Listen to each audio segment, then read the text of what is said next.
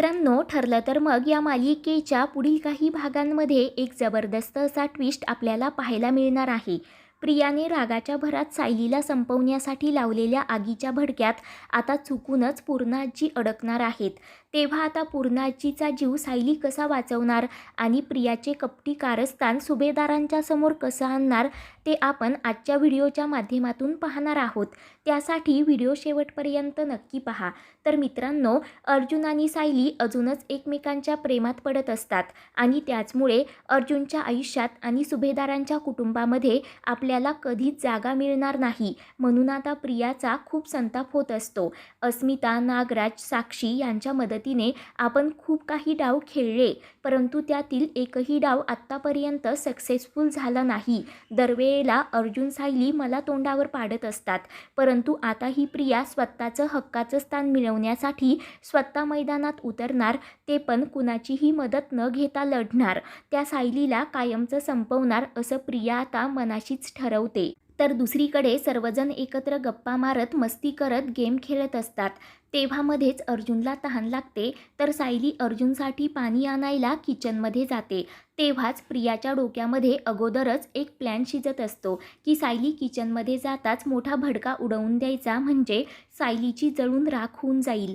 तर आता प्रियासुद्धा वॉशरूमला जाण्याचं नाटक करत सायलीच्या पाठोपाठ जाते आणि तिच्या पर्समध्ये प्रियाने जी काही रॉकेलची बॉटल भरून आणलेली असते ती सर्व किचनच्या बाजूला ती ओतून देते आणि त्यावर काडी लावणार त्याच वेळेला सायली अर्जुनला ठसका लागल्याने पळतच किचनमधून बाहेर येते.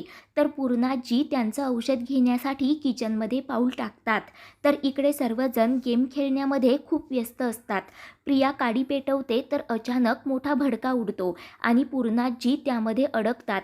किचनच्या सर्व बाजूने आता आग लागलेली असते आणि पूर्णाजी मोठमोठ्याने मला वाचवा, मला वाचवा असं ओरडू लागतात. तेव्हा अचानक घरात आग लागलेली पाहतात सर्वांना मोठा धक्का बसतो.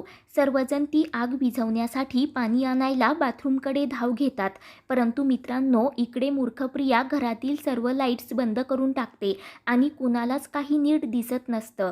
तेव्हा पूर्णाजी मोठमोठ्याने ओढत असतात, कारण त्यांना आगीचे खूप सारे चटके बसत असतात. आगीचा भडका पूर्णाजीच्या अंगावर येत असतो. सर्वजण खूप घाबरलेले असतात. आता काय करावं कुणालाही सुचत नसतं. अर्जुन मोठमोठ्याने रडत असतो, तर सायली अर्जुनला शांत करत म्हणते, तुम्ही काळजी करू नका, कारण मी पूर्णाजीला काही एक होऊ देणार नाही.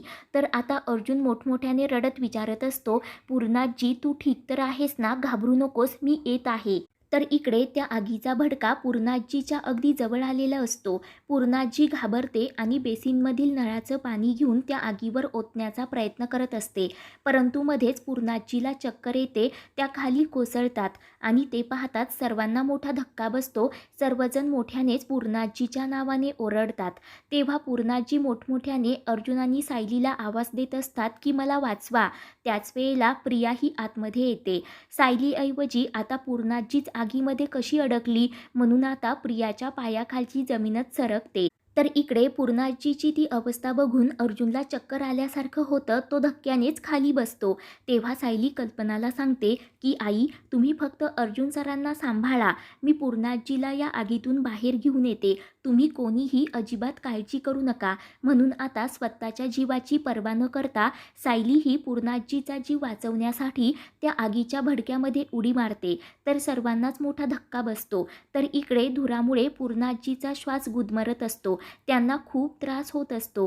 तर पूर्णाजी बेशुद्ध होऊन खाली कोसळतात.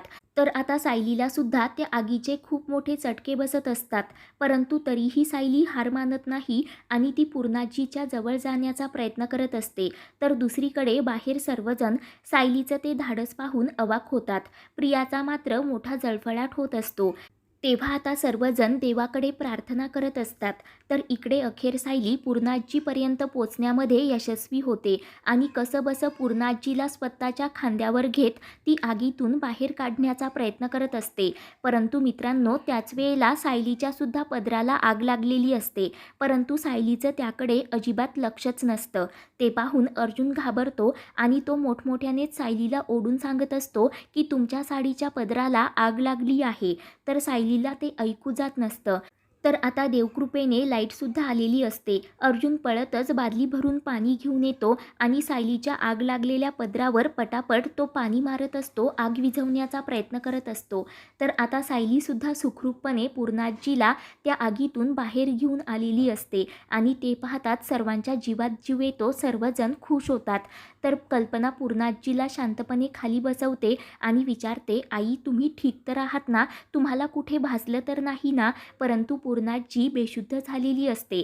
तेव्हा आता प्रताप लगेच डॉक्टरांना फोन करत असतो. तर इकडे अर्जुन सायलीला प्रेमानेच घट्ट अशी मिठी मारतो आणि तिचे आभार मानत असतो. तेव्हा पूर्णाजीला अजूनही काही समजत नसतं, त्रास होत असतो. तर दुसरीकडे प्रिया विचार करते की आपण जी काही रॉकेलची बॉटल भरून आणलेली होती ती तर किचनच्या खिडकीबाहेरच पडली आहे. कोणी तिथे पोचण्याच्या अगोदर मला तो पुरावा मिटवायलाच हवा, नाहीतर कुणाला काही कळलं तर माझी काही खैर नाही. म्हणून आता प्रिया घाबरतच बाहेर पळत जाते.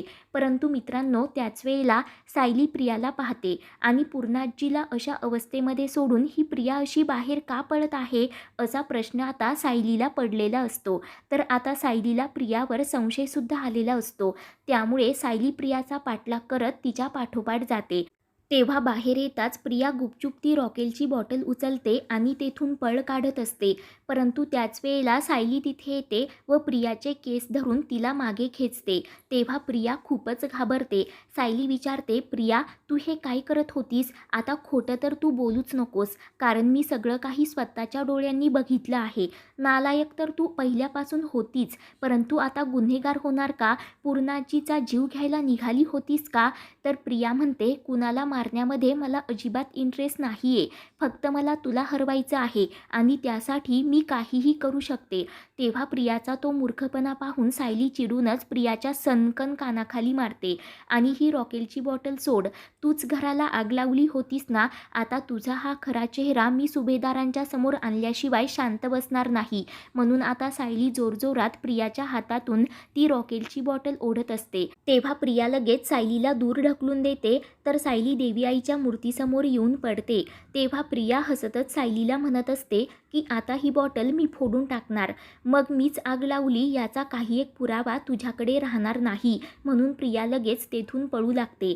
तर इकडे सायली रडतच देवी आईला म्हणत असते की प्लीज माझी मदत कर, तू काहीतरी चमत्कार कर. तर इकडे लगेच टेबलमध्ये पाय अडकून प्रिया खाली पडते. तर प्रियाच्या हातातील ती रॉकेलची बॉटल सरकतच आपोआप सायलीजवळ येऊन पडते.